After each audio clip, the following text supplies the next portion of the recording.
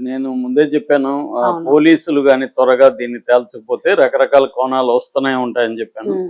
So, దానికి అనుగుణంగానే GPR పోలీసులు, హ్మ్. జీఆర్‌పీ జీ అంటే government railway police. Government railway పోలీసులు ఈ కేసుని టేకప్ చేశారు. ఎందుకంటే ఈమె విజయారెడ్డి, తన పిల్లలు విశాల్ రెడ్డి, చైతన్యారెడ్డి హ్మ్.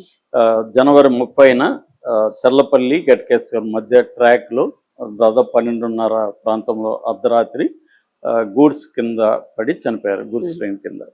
సో, అందువల్ల రైల్వే పోలీసుల్లో 2 రకాలు ఉంటారు. ఒకటేమో ఆర్‌పీఎఫ్ రైల్వే పోలీస్ ఫోర్స్. హ్మ్. వాళ్ళేందంటే ట్రైన్‌లలో గాని, ట్రైన్ చుట్టుపక్కల గాని జరిగే ట్రైన్ ఆస్తులకు సంబంధించిన రక్షణకు ఉంటారు. అది కాకుండా గవర్నమెంట్ రైల్వే పోలీస్ అని ఉంటారు. అంటే రైల్వే పరిధిలో ఎన్ని క్రైమ్ జరిగితే వాళ్ళు చూస్తారనమాట. సో, వీళ్ళు ఇప్పుడు జీఆర్‌పీ అంటే రైల్వే క్రైమ్ పోలీసు. హ్మ్. ఆహ్, గవర్నమెంట్ ఓకే. Railway police.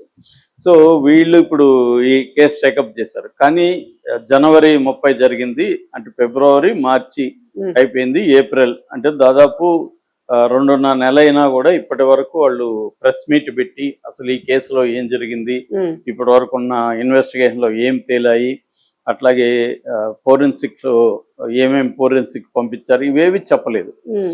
చెప్పకుండా లీకేజ్ ఇస్తున్నారు. అంత తప్ప ఈ మధ్య అయితే అందుబాటులోకి కూడా రావట్లేదు అవును. అని చెప్తున్నారు.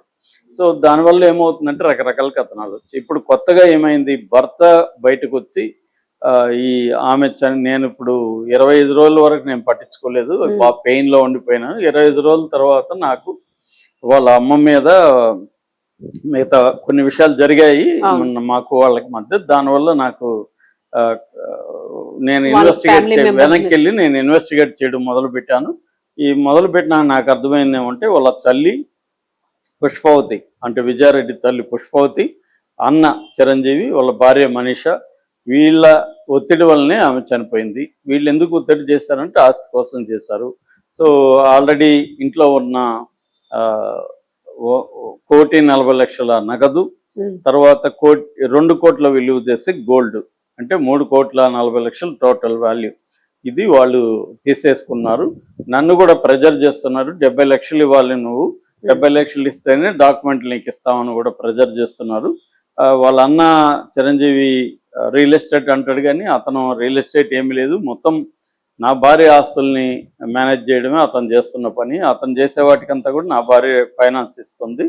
సో, దాంట్లో నుంచి వాళ్ళు ప్రెజర్ చేసి ఆ ప్రెజర్‌ని తట్టుకోలేక ఆమె చనిపోయింది అనేది అతను చెప్తున్నాడు.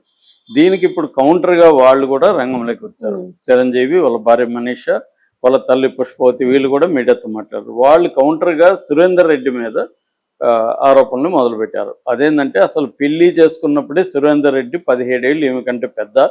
17 ఏళ్ళు. 17 ఏళ్ళు హ్మ్. పెద్ద. కానీ ఆ విషయం దాచిపెట్టి పెళ్లి చేసుకున్నారు. అక్కడి నుంచే ప్రాబ్లమ్స్ మొదలైనాయి. దాని తర్వాత అతను విపరీతంగా ఆమెను ప్రెజర్ చేశాడు. డబ్బులు సంపాదించాలని. డబ్బులు సంపాదించాలని అతను కూడా దుబాయ్‌కెళ్ళాడు. ఆ తర్వాత ఈమె జాబ్‌లో చేరింది. జాబ్‌లో చేరినాక వాళ్ళు నైట్ డ్యూటీలు ఏస్తే, నైట్ డ్యూటీలు ఎందుకేస్తున్నారు? నీకు ఎవరితోని నైట్ డ్యూటీలు ఎక్కువ చేసే వాళ్ళకి అఫైర్‌లు ఉంటాయి. నువ్వు కూడా అఫైర్‌లు ఉన్నాయి నీకని మొదలుపెట్టాడు. ఆ తర్వాత ఆమె టాటూ వేసుకుంటే ఎవరి కోసం వేసుకున్నావు ఈ టాటూ? నీ బాయ్ ఫ్రెండ్ కోసమా అని ప్రెజర్ చేశాడు. హ్మ్. అలాగే ఆమె కార్ డ్రైవింగ్ నేర్చుకుంటే కూడా ఒంటరిగా వెళ్ళడానికి కార్ డ్రైవింగ్ నేర్చుకుంటున్నావా? ఎవరి కోసం ఒంటరిగా వెళ్తావు? ఇలాగా ఆయన టార్చర్ చేసేవాడు. ఆ హ్మ్. టార్చర్‌ని భరించలేకే ఆమె ఆత్మహత్య చేసుకుంది అనేది వాళ్ళు ఇప్పుడు కౌంటర్ ఆరోపణలు చేస్తున్నారు. ఓకే. అండ్ దాంతో పాటు సురేందర్ రెడ్డి మేడిపల్లి పోలీస్ స్టేషన్‌లోకి వెళ్ళి కంప్లెయింట్ ఇచ్చాడు. ఏమంటే డాక్యుమెంట్లు పోయినాయి. తర్వాత